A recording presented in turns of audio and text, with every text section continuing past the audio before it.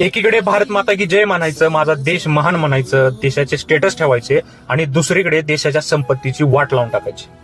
भावानो, social मीडियावर सध्या एक व्हिडिओ खूप व्हायरल होतोय, जो पाहिल्यावर तुम्हाला पण राग आल्याशिवाय राहणार नाही. आपल्याकडे कितीतरी लोक ट्रेनमध्ये उभं राहून प्रवास करतात.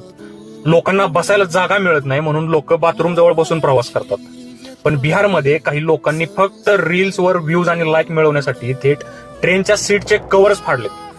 ज्या ट्रेनसाठी सामान्य माणूस कर भरतो, ज्या सीटवर एखादा गरीब माणूस आरामात बसून प्रवास करू शकतो, त्याच सीटची त्यांनी मजा म्हणून तोडफोड केली. आणि सगळ्यात संतापाची गोष्ट म्हणजे हे करताना त्यांच्या चेहऱ्यावर अजिबात पश्चाताप नव्हता, याउलट आसुरी हास्य होतं. मित्रांनो, देशाची प्रगती फक्त बुलेट ट्रेन आणून होत नाही किंवा होणार नाही. देशाची प्रगती लोकांच्या मानसिकतेमुळेच होणार आहे. कारण ज्या लोकांना सार्वजनिक संपत्तीची किंमतच नाही, ती लोक कोणतीही व्यवस्था आली तरी तिला खराबच करणार. आज ट्रेनच्या सीट फाडल्यात, उद्या स्टेशन तोडतील आणि परवा देशाला दोष देतील. यावर तुम्हाला काय वाटतंय? अशा मानसिकतेच्या लोकांमुळे देश पुढे जाऊ शकेल का? कमेंटमध्ये नक्की सांगा. धन्यवाद.